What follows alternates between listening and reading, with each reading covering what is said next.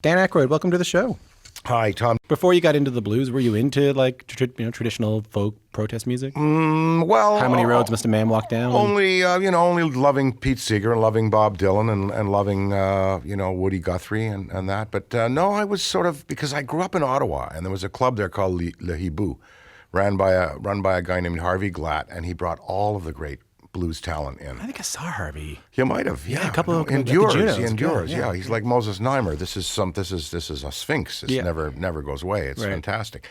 And he brought all the great blues artists in, and we were able to have wonderful times in Ottawa listening to everybody, from John Lee Hooker right through all of the great harp players and guitar players, S.B. Leary, Otis Spann, Muddy Waters. I jammed with Muddy Waters one night on stage when S.P. Leary wouldn't come back to the drum kit, and so Muddy got mad and called a kid up from the audience, and that was me. That was you. You drum for McKinley Morganfield. Yeah. I got almost through a song before S.P. Leary sort of shooed me away from the kit. But true story. What'd you do? What song was it? I think it was probably Mojo or something like that. Got my mojo working. Yep. Yeah. Mm-hmm. Right, Which we can do, of course. You play here. I wish I'd had the harp. I guess it's in the pickup truck. Sure. I can probably do a little bit of it. What key do you want to do it in? Do it in key of E. Oh, A, key of E.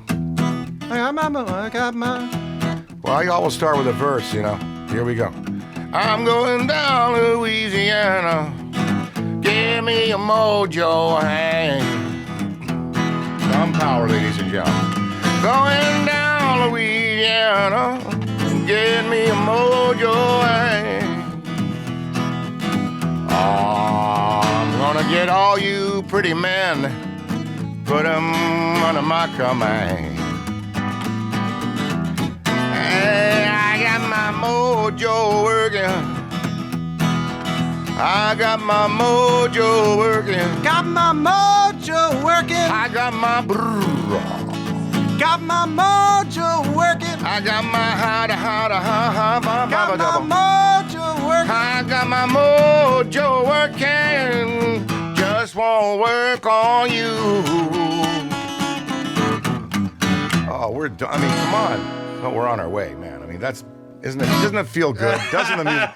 When I do the show, Jimmy Belushi, John's brother there, we still do the Blues Brothers. He's Brothers Z, I'm Elwood, and we go out there and we still do it, and we just played New Year's Eve, Minnesota. We got a gig coming up, a couple of gigs. It's the 1.5 hour of my life. I don't have to think about anything else. Yeah. But the music. It comes from somewhere else, hey? It feels good. It bypasses the cortex or something like that. No doubt about it, man. Gets the endorphins going. Do you want to play something? Let's listen to this.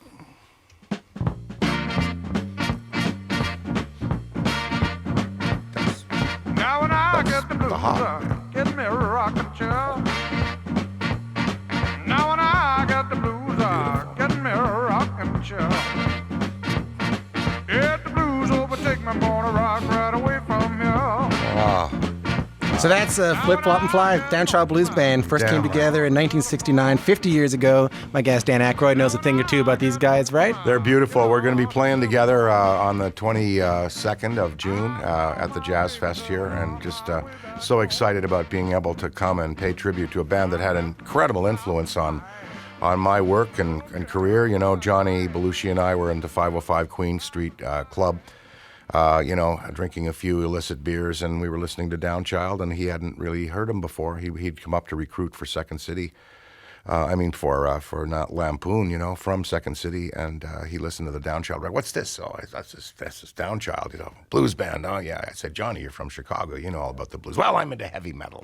I'm into Led Zeppelin. I'm into Grand Funk. I'm into, So, I introduced him to the blues. By the time I got back to New York to start SNL, he had 300 records there, and we with Paul Schaefer, researched what we were going to put on the first record, and we did 2 Downchild songs. Right. Yeah. So and then when was the idea then to put the Blues Brothers together? It was there. It was that night that we saw. Yeah. And Howard Shore was there, the famous music scorer, and he said, "You guys should put a band together and call it the Blues Brothers." And we went, and then now here, 40-some years later, I still do it.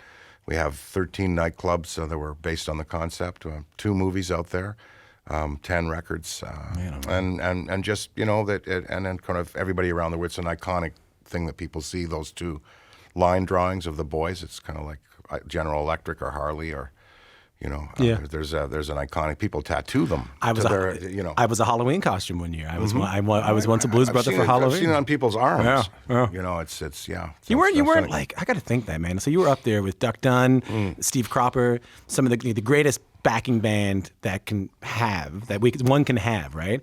No intimidation about that up there with your heroes? Well, the thing was that we would have had no Blues Brothers if it weren't for Steve and Duck. They legitimized us. They came, they said, well, these guys, you know, they aren't the greatest vocalists or singers or musicians, but they're good frontmen and they're funny. They're like Wynonie Harris or Cab Calloway. They have that old feel of frontmen, and they can go out in front of a band and make people laugh and acquit themselves okay to the music and in a way that it works. And they said, and they're paying tribute. They're paying tribute to the veterans. And so Steve and Duck knew we were paying respect to the old music, and that's why they came on board.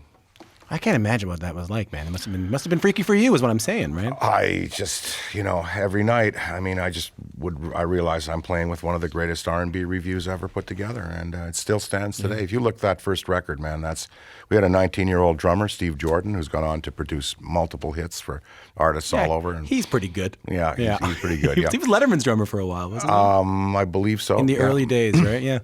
Yeah, and then we had Schaefer as musical director, and it's just a wonderful time. And you guys used to do the SNL after parties too, right? We used to have a bar, Yeah. And we'd have people in there. You know, I'd have Bowie in there, ZZ Top. I remember Francis Ford Coppola attending bar one night. Oh, all kinds of people came to those parties. Yeah, they'd end at 10 in the morning with me pulling the armor over the windows, and and limousines leaving, and I'd want to sort of stumble home, and then the next week would begin. I feel like there were golden times. I feel like I'm talking to like a musician who reluctantly has to act. Well, it was with Blues Brothers. We sort of had to, as actors, we had to kind of, you're going to play a musician now, so you have to learn something about music, and so we took vocal lessons, we took harmonica lessons, and danced and dancing lessons and that. And we applied, our disciplines and skills as actors to it. I think, yeah. Well, some of the greatest performers are that, man. Some of the greatest show people of all time are actors. They know how to get up there. I think about Bobby Darin, Frank Sinatra. Mm-hmm. Who sang "If Your Sweetheart Sends a Letter of Goodbye"? You know that song? "Go On and Cry," that old sock hop song from the 50s. It's no secret. What's his name? Johnny Ray. Because I was thinking of Johnny Faye, but Johnny Ray. Johnny Faye. I'll be seeing Johnny Faye on this trip to Toronto. The great drummer from the Hip, one of my best friends. Love him. Fantastic. Unbelievable. Want to do this? Take a listen. All right. Ladies and gentlemen from... Ladies and gentlemen...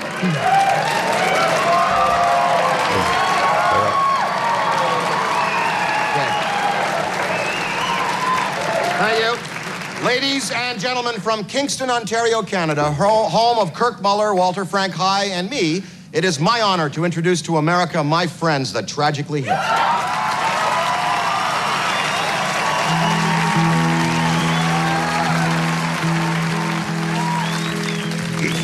That's my guest Dan Aykroyd introducing the Tragically Hip for the classic 1995 performance of Saturday Night Live. Isn't that beautiful? You see how excited the audience was. Just even they couldn't let me speak there because they knew who the Hip was. They were so excited and anticipating that. It was just beautiful. You're wearing a big Canada. Sure. Well, I'm a proud Canadian. I go around the world talking Canada about T-shirt. My mom was French Canadian from Van Cleek Hill, Ontario. My dad was a white Anglo-Saxon Protestant WASP here from, it's kind of like a mixed marriage in the 50s for Canada.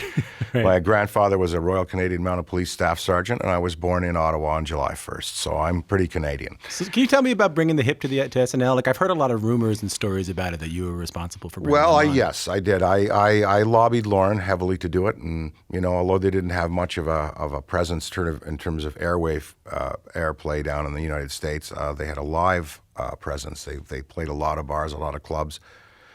Every Canadian would come out and see them, and they were selling records, some records in the States, but I wanted to get them more exposure, and I think I helped. I think you did too. But it would have been nice to have had Gord come back and visit that show again. Yeah, it would have been all right. Yeah. I miss him now. He's gone a couple of years now. A year, right? Yeah, all the time. Now, my advice to the boys, really, and I don't know. Like with Queen there, if a little time goes past, with Queen and AC/DC, you can find an artist out there who grew up with Gord Downie, who acquit themselves with passion, heart, and fire to that music. And they should find an artist like that who can say, I reverently take upon me at least part of the mantle of Gord Downie and go out on the road and keep that music alive. There's an artist out there who who loves Gord, just like the artist who loved the guy from Queen there. It's the same people. And now they're out on the road, and Zeppelin, John Bonham's son took over. So it is possible. And now I know that if the Hip came to town, backing someone like this, saying this is the individual that we think can keep the flame and passion of Gord alive in his music, his poetry, even his dancing, someone who's devoted and can keep, I wouldn't you go see that show? Oh, yeah. Yeah. In a heartbeat. Yeah. I mean, I remember the guy from The Cult did the Doors thing for a while. He was Jim Morrison for a little while. Yeah. I think that was all right. The music's valid. That will never die. So, yeah. Do you remember seeing the Hip in Kingston? Like, would you go home and? Yeah, well, they played at RMC in the backside of the hill. One beautiful night there. I remember one summer night, and then they came back for a charity, and I saw them then. Yeah. Saw them twice in Kingston play. Yeah. Man, they must have been excited to meet you too. Well, back then, yeah. I mean, I was excited. I was certainly excited to meet them. But we have a long friendship now. Johnny and I are great friends. Yeah. Well, yeah. It's hard to doubt you're Canadian when I say they must have been excited to meet you, and you go, well, yeah, okay, maybe. I was sure. I was excited to meet them. You never know. I mean, hard to tell, Dan. Well, I held them in great reverence, man. And they're just brilliant, spectacular guitar players. A great guitar band, incredible backbone drummer, and a real poet, and I might say an intellectual at the helm of the writing and lyrics and thrust of the band. I mean, I just think about sitting there, backwards hat, high school, not knowing anything, failing out of classes, and hearing this guy getting up and saying, don't tell me what the poets are doing. Don't tell me that they're talking tough. Don't tell me that they're antisocial, somehow not antisocial enough. And me going, I think I get it. Or at least I've never heard anything like this before. It made me think about lyrics different. It made me think about life different, It was fun to see him in a stadium setting. It really was. Yeah. One of my first concerts was them and Sarah Harmer at Memorial University of Newfoundland. She's comes from near my part of the world, Frontenac County. She's pretty good. Yeah, great, truly great. Yeah. Listen, while I got you, we don't got you forever. Can I ask you about something I've been meaning to ask you about? Tell me now. Go ahead. Pittman, I saw it. It's right here, Ray. Don't move. It won't hurt you. Pittman, what happened? Are you okay? He slimed me. That's great. Actual physical contact. If you're just joining us, this is Q. I'm Tom Power. That's a clip from the original Ghostbusters film, released 35 years ago this year. Person getting slimed to that scene was Ghostbuster Peter Venkman, played by Bill Murray. The guy who seemed jealous it wasn't him is my guest, Dan Aykroyd, who played Ghostbuster Ray Stantz. Your dad wrote a well-regarded book on the history of ghosts. Your grandfather was a telephone engineer who explored the idea of contacting the dead via radio technology. Your great-grandfather was a spiritualist himself. You said ghosts are pretty much your family business. You're here talking about ufologists on the show. Like, what got you guys going on the supernatural? Do you have any idea? Well, my great-grandfather was a dentist in Kingston, and at the turn of the century, but from the 40s right to the turn of the century, America, there was a search for a new religion. So some religions had failed in upstate New York. Protestantism had gone through there, Mormonism, and people were looking for something to believe in. And so you had the Fox sisters from Hydesville, New York, produce a spirit. And they communicated with the spirit, and it rapped, and it moved tables, and they finally did an excavation in the basement of their little cabin in Hydesville, New York, and found a body and identified it as somebody who had been murdered and buried in the basement. So my grandfather was kind of the investigator in Kingston. If the Fox sisters came through town with their act, or a medium, or a seer, or a psychic, or a precipitated painter, that's where the painter sits about 5 feet away from a canvas, wiggles his or her fingers, and an image appears on the canvas without any visible paint. He was the guy who would bust the hoax. He would say, no, that one's not genuine, or that's a genuine medium, and he kept journals of all his experiences. So this is like, my great-grandfather, then his son was a Bell telephone engineer, and then my dad passed it on to me, and Then you do Ghostbusters. All right, I did it based upon their research, all lying around the house. Instead of in the summer, the summer cottage, it wasn't National Geographic or Life magazines. It was the American Psychical Research Journal or Fate magazine. So I was reading all of these, and I basically read an article about quantum physics and parapsychology in the old farmhouse one afternoon and went, I'm going to do old-style ghost comedy like Bowery Boys, Abbott and Costello, and I'm going to marry all of the technology and all of the vernacular and all of the research that's really been done in the paranormal world to that comedy concept, and that's basically where the idea came from. So, as technology has grown, I mean, listen, I'm not here to talk about debunking anything because I'm a folklorist, right? So, my whole thing is in belief, right? Mm-hmm. But as technology has grown, we've been debunking things left, right, and center. Has your belief in the supernatural ever really been challenged in a substantive way?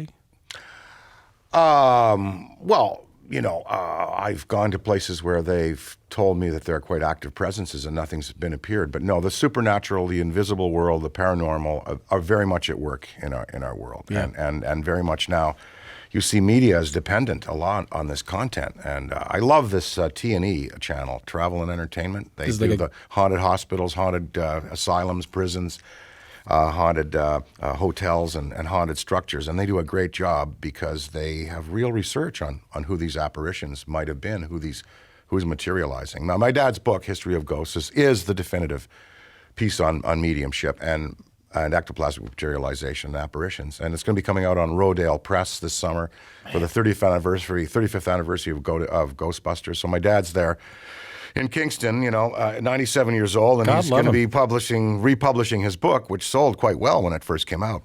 And so we're celebrating 35th anniversary of Ghostbusters coming up. Give me the 3 influential people that go into making Dan Aykroyd. Oh, that's easy. My dad, Peter, my mom, Lorraine, and my brother, Peter Jr. We battled through, years and decades together, formed each other's characters. My brother was also supportive of my comedy and vice versa.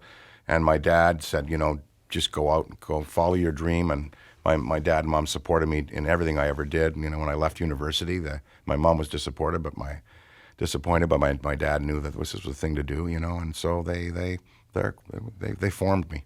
It's beautiful. Yeah. Thanks for coming in.